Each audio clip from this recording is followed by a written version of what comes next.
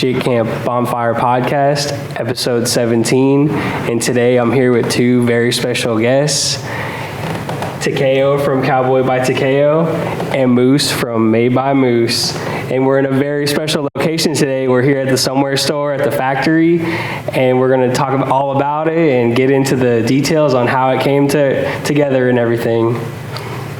So I remember you guys were talking with Candace from Little Bull and Laurent from Before the Storm about how can we get a space to have like a retail store with all of our brands and everything and all the art that the Tampa Bay area is known for. So is that sort of how the idea for this kind of started, or have you always had, I mean, I'm sure you've always had the retail experience in mind, but just like, was that kind of what kicked things off? So initially that first thing that we had going was gonna be the initial like bones of the fashion show, and the store kind of came about after that because they first approached us about doing a follow-up fashion show around, it was probably like around like March or so. And we started planning and whatnot, and that kind of progressed into once this space here opened up, they kind of passed us the opportunity to run the store as well as the fashion show. So it was kind of like a prerequisite to kind of running the store. It was like, hey, give you this space, but you have to throw a fashion show. So we kind of scrapped that first. We didn't scrap it, but we kind of pushed the first fashion show kind of, I won't say like to the back burner or whatnot, but we kind of put a pin in it. And then once we started running the store, we kind of timed the store opening and the timing with the new fashion show that would be Threshold. So that's kind of how that all kind of like came to be and whatnot. Mm-hmm. Is that why a lot of the designers that were a part of the fashion show are found in the store, like Muse by Pablo, Little Bull, Garbage, Pollock's World? Yeah, like everybody's Made like, by Moose. Yeah, everybody's like homies, and it was definitely like who we were around and whatnot, and like just being in the scene and being when you do this, you kind of like come to know the other designers and the space and whatnot. You kind of know like your peers and your collaborators and your friends and whatnot. And when you get like an opportunity to run a space, it's only right to kind of include those folks, especially when you know that like they're doing the shit and they're putting in the work and they're putting in the effort and whatnot. And you can like visually and tangibly see that because like, it's all around you. It's like it only makes sense to include them in the fashion show and the retail experience. Because also, it only, like we wanted to curate really like the best of the Bay. And that was kind of like the idea. It's like, I know I can look around me and see like everybody here putting in work, coming from crazy places, just going like in, and like you can see that, and it only makes sense to kind of include that in the retail experience. So it's not working. Yeah, exactly. And then it's like all those different they're like fan bases and like supporters might not have known about, oh, who's Cowboy, or who's Muse by Pablo, but now they're all under one roof at the store, and you kind of can have conversations about all the art now. Yeah, it's like, I look at it as kind of like a historic moment in the sense that like you're seeing a lot of like up and coming designers from one independent area like coming up in the same time in the same space, and they're all like under the same roof. And like honestly, you're probably not gonna see, like the Somewhere store is fun because like it can always come back in like different forms and facets, and like the next time we like re-pop up wherever it might be, like it's probably going to be a whole new cast of like designers and whatnot featured, because all the previous designers are hopefully moving on to like other crazier things and projects and opportunities. And that's like the beauty of it, because like in the long term, people are going to look back and be like, yo, that was like a lot of like crazy talent and heat under one roof. And like, that's like the basis of like streetwear and shit, and like that's the basis of like fashion and street style and all that stuff. It's like really like at the core of it, it was a bunch of up and coming designers, and they all had their own small like dedicated fan bases, audiences, and groups and stuff. You just built that up, and then they eventually became like these big like fashion empires. But like it all started with like humble roots and beginnings, and like this is hopefully like a breeding ground for that. So well, it's basically like a living retail space, because each every other weekend when it's open, there's some new art, some new clothes. There's new music in here. Yeah. So it kind of, as time goes on, it's like, it wasn't the same. Like when you go shop in the mall or go shop in another store, it's always like, oh, okay, this was here like last time when I was here, but it gave people a reason to like, yo, we got to come this weekend because it's the Seven Sinclair like album listening party. Yeah. You know, it's something different. And that's also another thing. It's like, because it's a retail experience, we wanted to really tap in like the experiential aspect of it. And it's like, if people came to, people go places like out of repetition and whatnot, or they expect certain things for certain places, and like we wanted to keep people kind of always guessing and always looking forward to the next thing, assuming that like, okay, I may have missed this week, but if I come back next week, there's gonna be something new. I don't want to miss that. Oh shit, I don't want to miss the thing after that because it's different from this previous week. And it kind of like, in a sense, incentivizes people to like come back, re-experience, join us, see what we got going, see the new pieces, see the new music or the after hours, or like enjoy like new aspects. And it's just kind of like, like you said, like kind of ever evolving and just like ever changing and whatnot, because like, it's more interesting that way. Like it's more fun, it keeps it fresh, it keeps it more enjoyable for the folks coming through. And it's like, also people are coming from like far out, and like they can't just, like if they were coming back to see the same shit, they wouldn't come back. But the fact that we do new shit and include new people and new pieces, like it's like a reason for people to come back and see what we got going on. Yeah, we've had homies come back every single weekend. Yo, shouts out to that one homie. Man, I can't remember his name off the top of my head. Coming every fucking week. Yeah, yo. You know who the fuck you Shout out. Shout out to you, man. You're gonna know, and we're gonna talk about it when we see you again, because real one. All four weeks so far he's been here, and for the fashion show. Like from the first weekend, cop something, bring friends, bring homies. Was at the like, fashion show too. Every time. Pictures, everything, So it's like, for folks like that, we want to like reward them with a crazy experience, a new experience, not some new shit. Because like coming out the house to like spend your hard-earned dollars with us, like we want to give you like your money's worth and your gas worth and your time worth. Give you like a real experience with it. And very rarely do you get a place where you can come in, get something handcrafted you can't get anywhere else, and you get to shake the hands of a lot of the people that have made it in the building, and they're happy to talk to you, interact with you, and give you the best service that they can possibly give you as a creator. And it's pretty cool, man. Yeah, it makes it more like a more memorable experience. Like, oh, I remember when I was at week 2 at somewhere store and I got the Jit Camp hat, or I got the hat from Will, or a cowboy hat, Good stuff. Hell yeah. So let's talk about the aesthetic of the store. Like, where did what were like some of the early stages of that? Or did it come together like pretty quickly? Like, this is kind of the vision that you always had for it.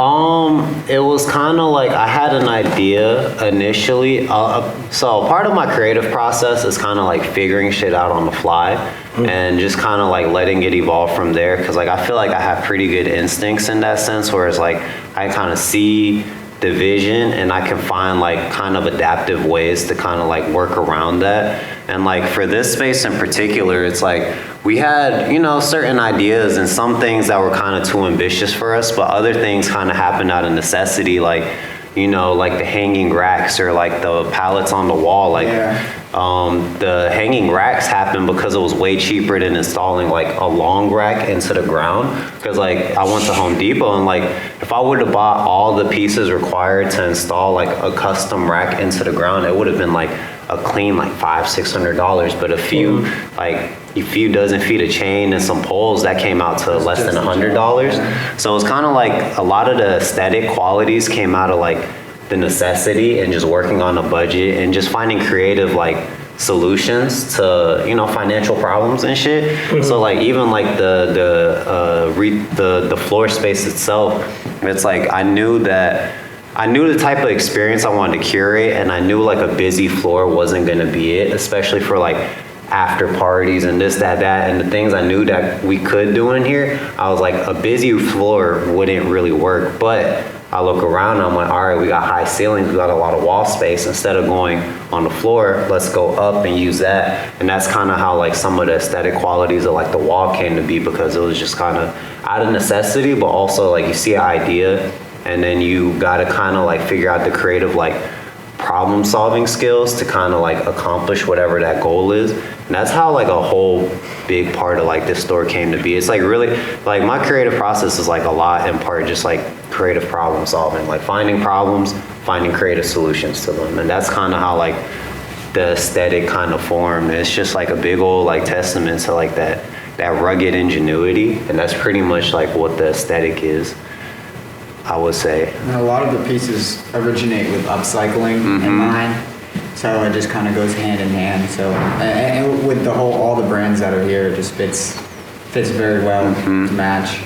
And you know, like the best things are kind of like handmade, and like I won't say the best things are handmade, but like there's like a certain touch to like that DIY aspect. It's like when you're working on a budget, when you're working with a small team, or you're working on limited resources, the things you have to do to like scrap to make that shit happen, I feel like add like way more personality than like being able to buy everything you need, being able to install and get like the best designers and the best like interior design or decorators and like get all these people to like do all that shit for you. Like when you have to do some of the legwork yourself, I feel like it adds like an extra like, you know, just like an extra little oomph to the space and extra character. Yeah, it's like a little more creative. It's just a little more, I think, interesting.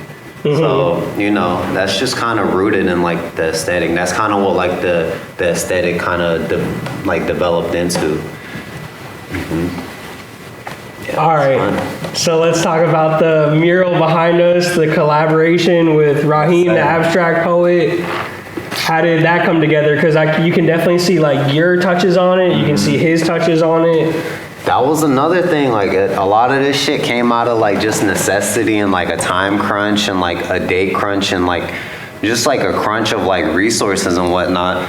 Like the top section came from, because like I knew what I could do on that scale as far as like covering the wall, because we talked about initially before it was mid. The mural before was not cool, and like I had to kind of pitch and propose like covering it up, and then once they gave us the green light to cover it up, it's like, all right, well, you got to cover that shit up with something better, and you only have this many days and this much time before like we got to really open up and debut and shit. It's like, all right, what's like something I can do? And I've been working with font. I was like, all right, I can kind of expand that outwards.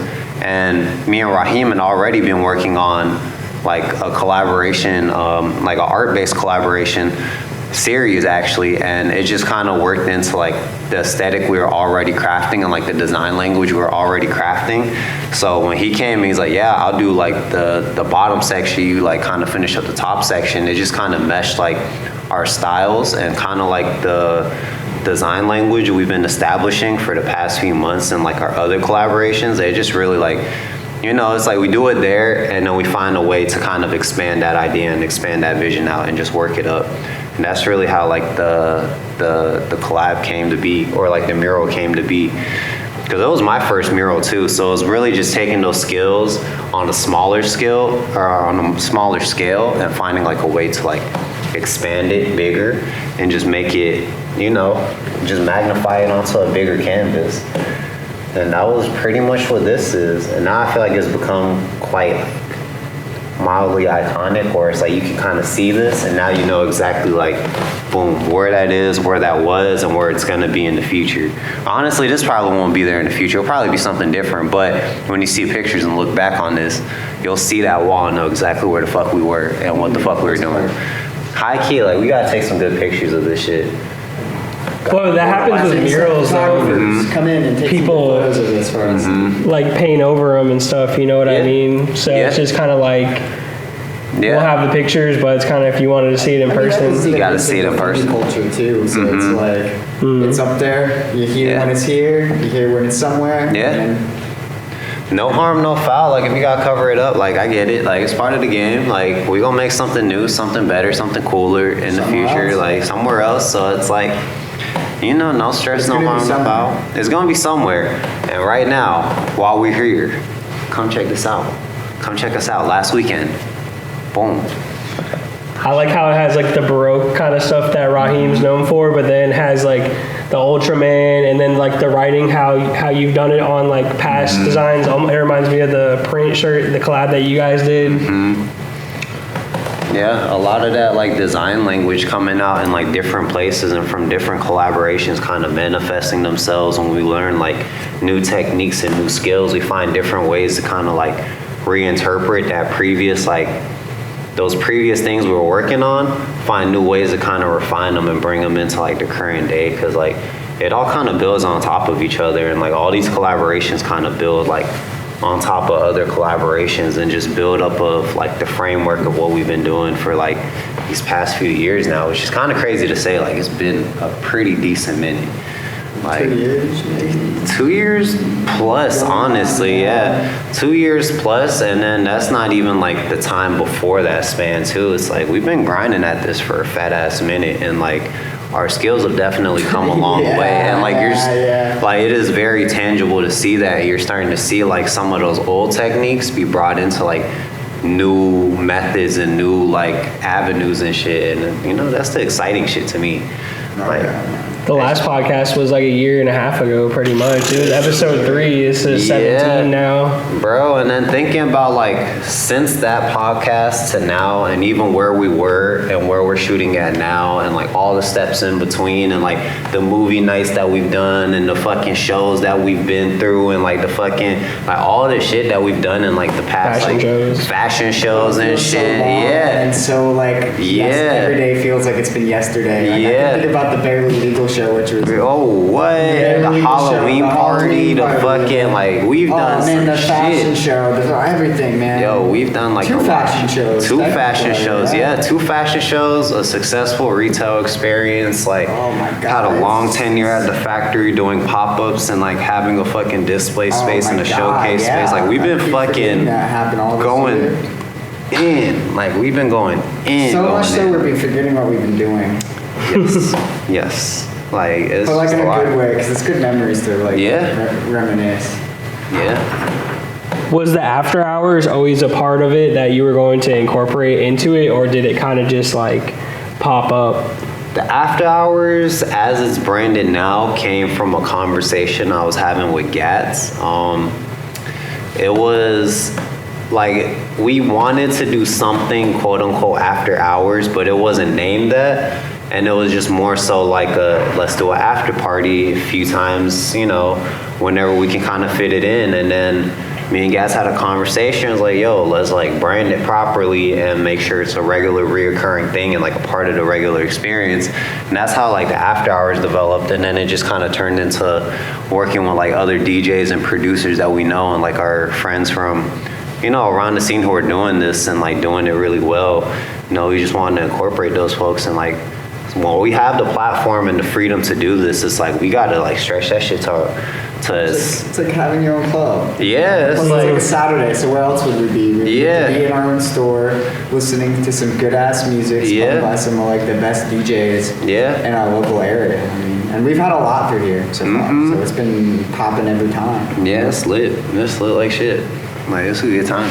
That's my favorite part of it. It was like each week, which DJ it was going to be. It was like, oh, it's the dog radio week. Fucking, we're all going to be in the store barking and shit. Man, like, that one was had fun its own as vibe. hell. That first one was fun as fuck, man. If you guys missed out on the first after hours, that shit was crazy, because like for a second we were like, yo man, this kind of slow, we might have to wrap it up. Went outside, took a smoke, I came back and it was a packed motherfucking house. I was blowed. I was like, yo, this is fucking crazy. Like, it was, them after hours are hit. The Jordan Patrick one. Hell yeah. Donnie Love Slug Sound Donnie one. Love, we got the Miller Killer one coming up soon. Like we're nonstop with it. Prolific. Yeah, that shit fun. So let's get into the Threshold fashion show. You were saying how that was like pretty much you had to do the fashion show to do the store. It kind of all went hand in hand. We were splitting it. Did you come up with a majority of the pieces? I know it was kind of a mix of like a lot of the luggage that you've made before and stuff like that, but was it more newer stuff? Or let's talk about like your creative process for that show. So, that one was, even with the amount of time we had for that, we had both been so busy that we really haven't had like a whole lot of time to craft like completely wholly new collections for the show. So, just kind of seeing like what we had to work with, we kind of settled and decided on like, you know, taking what we had already made and some of the pieces that haven't been debuted yet, and just kind of focusing and emphasizing on some of like the styling aspects and creating like, you know, re-showcasing and or recreating like whole new looks and designs with like newer aspects and elements that we've been working on. And, you know, it came together fly as fuck, because I think just like our cohesive vision is like very, very strong, and we're pretty flexible in that sense. And like it came together pretty, you know, like everything else, like shit comes through pretty organically. But it was definitely like a necessity thing, because like we've been busy like running the store and doing this and doing pop-ups and doing like work for others and just all this stuff. So it was just like a lot, and we're like, all right, let's just fucking, you know, we did the open shoots and stuff where we had like people come in and fully deck out and style out. So we kind of, we had like a vision on like what people were already kind of looking like, and like what people were kind of looking, what fit who. So we already kind of knew who to call and like who to organize. And it kind of took like some of the hassle out of like the organization process of running a fashion show, where we're going through like casting and like fittings and all this, that. It's like, all right, let's kind of work smart instead of hard, and just kind of work with what we have, make maybe a few new pieces as we're able to, bring in the new pieces we've already worked on. Moose was working on jewelry, I was working on luggage. Let's incorporate that into the stylings as well. Get some bags in there, get some, you know. There's been a couple new cut and sew pieces too. Yeah, so it's like, you know, we just kind of, you know, it's always kind of grind mode for us in some capacity. So this was no different, but I can't say that we sat here and had like a whole collection like crafted for the show. Like a lot of it was definitely pieces that haven't hit the runway but have been seen before, but we're like, yo, this is like the time for it to really shine. I gotta say, Little Bull and Data definitely shined. Oh yeah, they did full. Not Juan too. Oh, and Juan made the. Honestly, everybody made like fully whole new collections. I was so just thrilled. I was like, damn, I wish I had more time, because I would have loved it. Like that was such like a awesome and amazing thing to see from like people that I look up to as far as like creators. And to be able to see how much planning, like Juan's whole American Wedding collection. Oh my god, crazy. that shit was, I'm crazy. Speechless, bro. Crazy. Like, even thinking about it, you know, and David's performance, you know, Polex World and Little Bulls, just how much time and stuff they put into a lot of their fashion, and I'm not saying we didn't put a lot of time, but like to see like whole collections made in the same amount of time, like when you get that chance to sit and work, like man, does it really do shine, like, and that was so cool to fucking see. And it's also fun seeing like the different creative processes between like all the designers, because it's like all of us are like very similar, and like it's definitely like a respect, right? Like real recognize real type shit, because like we all know, like we don't even have to say much, but we all recognize how much goes into this shit and how much like everybody has to do to get their creative visions off. And like you see the way everybody works or has to work or is adapted to working to make this shit happen. And it's like so fascinating seeing like very different designers who have like a very similar, like I think just kind of like drive to like make very like good solid collections of like, you know, long lasting endearing pieces and stuff, and just see them come together with very different processes but still fucking execute at such a high level. Like so fascinating, because like everybody has like completely different methods and like ways of working and production, but like it, you know, it gets to the same end place. Like everybody has their own process and path, and that's like everybody gets it done, and like we all, you know, everybody knew and or knows the mission. Like everybody knows exactly what we need to do. Super helpful and super copacetic and just down to earth with each other. Yeah, and it's like that was the coolest thing. Like working with everybody had no hassle, no problems, just good energy. Good work focused thing, like, hey, can we get this done? Hey, yeah, I got it. Hey, can you update this person? Yeah, we got it. We need this done. Got it, you know, and like, and it just went so well, and I think the results speak millions for how much we work together as a team.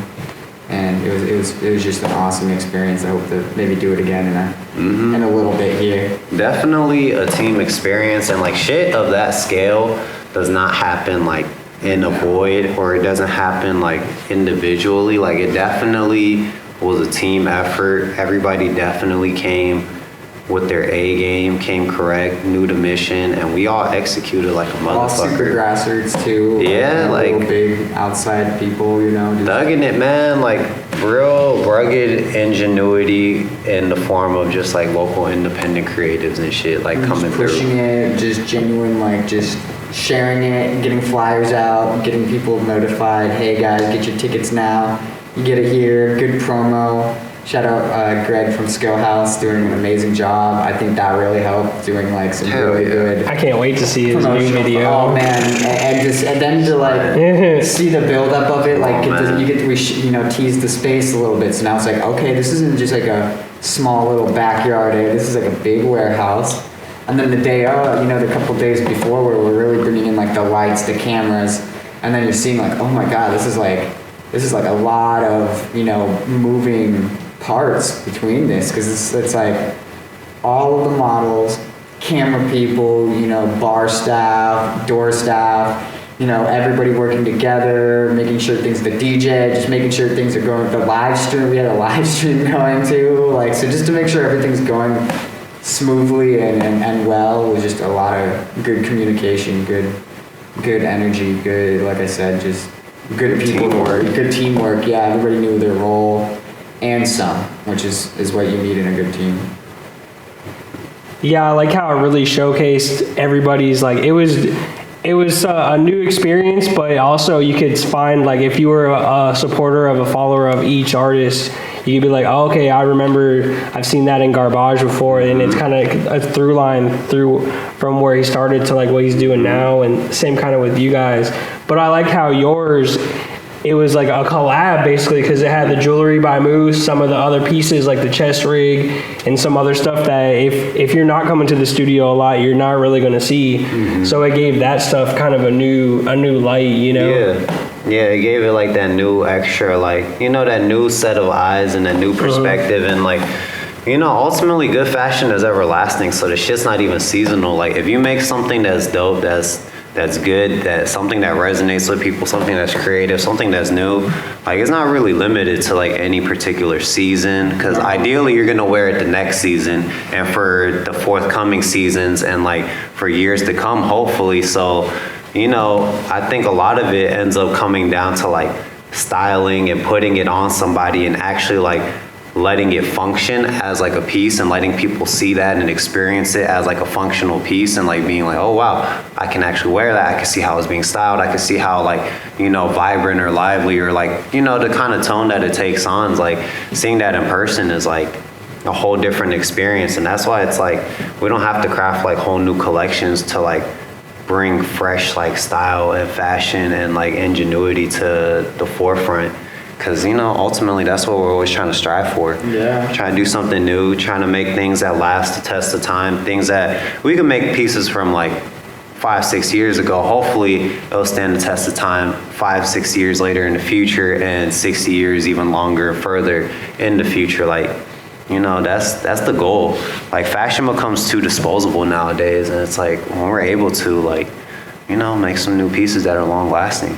But making shit every to adhere to any like fashion calendar or anything like that. Yeah, like, there's trends and all that, but at least it's like you can go back to the staples of like, damn, this still looks good. It can still be utilized. It's not just I got it, I'm putting it on the shelf for a while, but I wanted it at the time. It's like you want it, you'll wear it for a long time to come.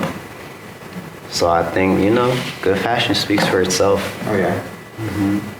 I got the VIP experience for the fashion show, so I had to get there early. I was like, I'm gonna get a seat right in the middle to give it that full like vibe, and it felt like that was my first like fashion show like to that scale, you know what I mean? And it felt like they had just done New York Fashion Week. It felt like, oh shit, we're right here. Like I felt like Kanye and like fucking Barry sitting on the, you feel me? in like, the middle, like with all the big wigs. And that's like, that's the level that we try to execute at. It's like we don't want to like be out here kind of, you know, playing second fiddle to anybody. It's like we're a up and coming and legitimate art scene, fashion scene, and market. And like, we're not here to fucking play. Like, we're here when we get the opportunity to run a retail experience. We want to curate the highest level retail experience possible. It's like when we have the opportunity to throw another fashion show, we want to go crazier than our first fashion show and leave an impression on like future, you know, generations of creatives, artists, and like, you know, kids and teens who are like creatively inclined and like don't really have like that representation here. Because it's like in New York, being like a creative kid is pretty easy because like you see that shit all the time. In Tampa, the shit was not the same. Like if you were creative, if you were in the Tampa Bay area and you were like creative to some capacity, like there was no representation and shit. But now it's like we're really on the forefront of that, and we really want to like set the tone for like other people and like other kids and other creatives of this area to be like, you know, proud of where they come from and know that like they're part of a newfound and hopefully a long lineage of like artists and designers that they could look up to when they start to do their own shit. So, or they don't have to feel like, oh, I gotta move to somewhere else to get put on. Like, yeah, like nah, bro. Like you can still do that, but there's still people that do both. They go out and they like just represent, and then they come back and they're fucking like there's so many different ways to get to it, but it's like I definitely, and like what we're doing here is like I want to bring that same energy that excited people in like Tokyo in the 80s or like New York during like the LES days and all that shit. Like I want to bring that same type of energy in a new place, a new time point in history and shit, and like bring it here. So that's like, you know, that's the goal. I'm not sure if you've done like retail work before, but how was it actually like doing retail work? Because it's a grind. It's different than like a normal vibe, you know what I mean? Yeah. It's like we got to stay at the store, somebody's got to watch the store type vibe. But it's fun. It's retail. It's fun, yeah. But it's your shit, so it's kind of different. Way different. I'm gonna say on my next resume, I'm definitely putting down like store manager experience. Yeah, yes, like, sir. Yeah, this was this was like one of those experiences where it's like, you know, I've been in like the retail, not the retail like fashion retail industry, but like in the service industry. So, you know, I know how to talk to customers. I know how to upsell, you know, do all the standards of like selling. And I've also done like a lot of pop-ups up until this point. So I know how to sell my stuff. But like the challenge kind of comes when you're selling stuff for others and you're kind of like not just working for yourself, but for others and like a team of people and shit. Like it becomes like kind of an adjustment. And then you're trying to like, you know, do the books and handle the money, make sure people getting paid out on time and doing this, that. Like it kind of created like a whole new element to like the retail experience and like a whole new learning experience, because it's like networking. Like you gotta have inventory. You gotta manage and shit. Like that was like people. That was like a whole thing, but it's like, you know, it was all an essential experience, because whenever I run like my own retail space, one, I have now the idea and the experience to know like, okay, this is what we need to do, this is what we can do better, and like all that experience is just gonna help me in the future when like I run my own retail space for Cowboy, and like, no, all that shit's to come, but like these are the experiences you need. So like next resume, store manager, man, that's going on there.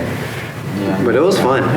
The fact that we get to do it with like the friends and our homies and like, you know, people we really fuck with is also like another part that makes it so special. Easy to upsell other people's stuff is because it's your friend, dude. You want to do good for your homie, and you want to speak the best on your friend's name, and you know how much we get to know how we're there, seeing how much like blood, sweat, and tears is going into the work. So it's like it's very easy to be like, yo, this guy busted his fucking ass for this, and I can personally attest to this guy busting his ass for it. So, and ultimately, like, we're fans. Like at the end of the day, like everybody featured here, like we fuck with the long way, and that's why they're in here. It's like not only do we fuck with you as like people and shit, but we just fuck with y'all as like creatives and shit. So it's like when we have the opportunity to like, you know, sell your stuff, like we gonna put our best foot forward, because you know we want to see everybody prosper when we have this type of opportunity. You keep creating, you know, at the end of the day. Yeah, if you thriving, I'm able to thrive. If I'm able to thrive and you're able to thrive, everybody can thrive. And that's kind of like the idea. Put somebody on later down the road once we're, you get me? Right? That's how you build real community, because like people be trying to build community based exclusively in themselves, or like try to build themselves up and be like a lone wolf or whatever. But it's like there's enough market share out there for multiple people to coexist. Yeah, like 2 seconds. Yeah, like there's enough space out here for people to coexist, for multiple brands to be able to prosper and thrive creatively. It's not just like we just did a whole show. Yeah, like it's so many different brands working together. We did a whole store with so many brands that have been working together. We ran a studio together for years with so many brands working together. So when people tell me it doesn't work, it just makes me think it's like, dude, there might be just interpersonal. It's not the brands not working together. There might be some communication issues or some sort of relationship issues that just need to be talked about. Like the communication is really like the big thing between us. We're all willing to communicate. We're all willing to tell each other the hard truths without getting like hurt or super offended, or if there is some sort of offense, it's easily explained away as a mistake or a miscommunication, and we're willing to have those hard talks and those hard truths with each other, and that's why things go so well, because it's like, hey, you're screwing up, let's get your shit together, and we're human at the end of the day. Yeah, we're all gonna fuck up, but it's about how you recover and how you tell your homies, hey, I don't want to see you like throw everything down the drain type of shit, get me?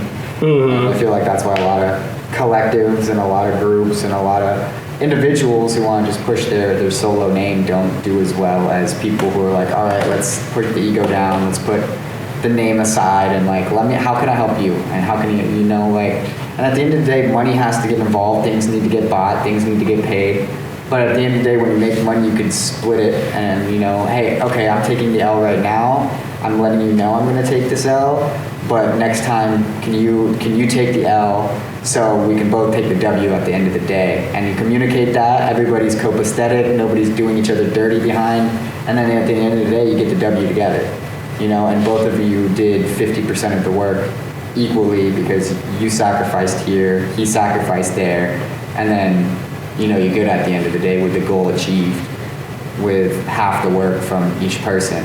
I know my job, you know your job, let's get it done, and that's just how we work, like when we make our bags, the collab bags, it was just like, all right, I'm sure we said this on the last podcast, you do the fabric, I'll do the cut and sewing, let's get it done, and get it done, and then we have a bag. Your bag on the way. Hell yeah. That was a segue, by the way. Gray bag on the way. Definitely. Video for it coming soon. That shit's going to be crazy. Hit these guys up for bag commissions too. Jewelry, hit up Moose for the jewelry commissions. Pretty much whatever you're looking for. Some custom paintings, whatever you need, bro. Do all that and then some. So we're at the finale weekend for the experience. What's like one thing that you would maybe do differently, or something that you would do next time? Honestly, I don't think I do too much different, because I think we kind of spazzed on all accounts. Oh, yeah. I think we went kind of crazy, and honestly, everything played out the way it was supposed to. That's a question we gotta think about in like a couple weeks. When this is like done, and we're just sitting and pondering about it, I feel like those are when those answers are really gonna reveal themselves of like, you know what? In hindsight, I could have done this a little better. I don't know what I would have done better, but I know there's things I could do better. Cause not necessarily better, but maybe like different. I can't even think of too much I do different, because I think we spaz. Like, yeah, I can't think of this place different. Like, the layout, like it fits. You know what? I'll say maybe my Matchbox bench. That was one of the ideas we couldn't get going. Yeah. Okay. But I wanted to make a Matchbox bench with like some slide out like pullage into like real official like bench type shit, and like we just didn't have the time to like get it done. But maybe that. Like, you might see it somewhere down the road. yeah, like it's not gonna not happen, but you know, it couldn't happen at this very moment. But you know, that happens every now and then. I'm not mad, but yeah, that could have been fly. But honestly, even like looking at the space, like we probably wouldn't have had the space for it. So it's kind of like, you know, things. We could have had it. We could have had it. We could have made it work, but we could have had a nice little bench area. yeah, we could have figured something out. But would have made it look cool. you know, shit plays out the way it's supposed to play out, and I think everything worked out pretty beautifully. Like, I think we went pretty crazy, all things considered. Everything has a place and a purpose. Yeah. So before we go, what's one thing that you want supporters to see what you got going on next? A little like tease for what's to come from each of you. You got it. I'm gonna think real quick. I want everybody to follow all the pages that were involved in Threshold. Little Bowl for You, Cowboy, Polex World, Garbage, Mused by Pablo. Please go follow them. The people involved behind the scenes, Skill House. What's Tiger's Instagram? Tiger Towel. Tiger Towel. That man is awesome. You know, just everybody that's been super cool and helpful. The Bottomville gang, all of us. You know, shout out Bottomville Studios, our home place. Yes, sir. Home base. Home base, baby. Just keep on the lookout for some promo dropping for some new jewelry coming, and that's just really what you got to look out for. You thought about anything yet?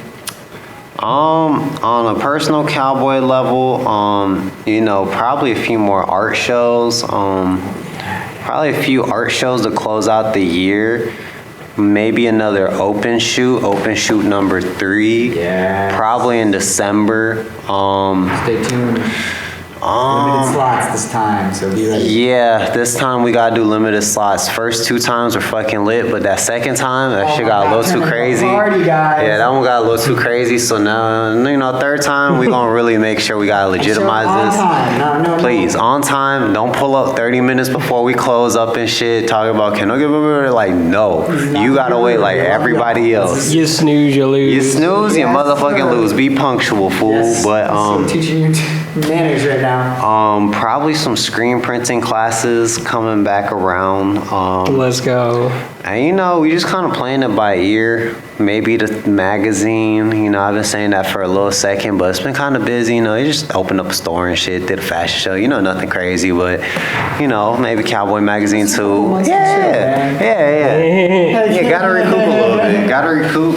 But that stuff always coming. yeah, honestly, look forward to new pieces, new gear, new projects, new events, new pop-ups. Like, we still doing it. We still active. Like Movie nights, all that stuff. Like, we fully Events at the studio. bro. Yeah, we got like we got all the time, guys. yeah, like shit's. We got so much shit coming up. Like, it's we busy. We staying busy. We busy at work. Like, we making this shit pop, man. So yeah, I think that's pretty much it on our gotta end. make a story. So You feel me? One day at a time. Well, I just want to thank you guys for having my merch in the store, allowing me to be a part of it as well. No doubt, man. Thank If you. you slept on it, you still got this weekend to come get some. If not, you got to just hit me up personally to get it. You feel? But you can find all of Moose's work at Moose in the Berg. You can find all of Cowboy's work at Cowboy by Takeo. All the Somewhere stuff can be found at somewhere.store. Store.somewhere. On IG, but I will be releasing all the Somewhere Store pieces that don't sell in store on the Cowboy website after the store. So you can still grab it. You can still swing by Bottomville Studios and pick that up. And also, no issue, hit me up on the social medias. DM us, talk to us, we're friendly. Hit us up. We friendly dudes. We nice fellas around here. You can find my work at Jit Camp 727 St.Pete Connoisseur. and jitcamp.com, where a jit can be a jit. Deuces. Thank you for having us. Always, sir. Yes, St.Pete Sommelier. Let's go. Thanks, guys. Hell yeah.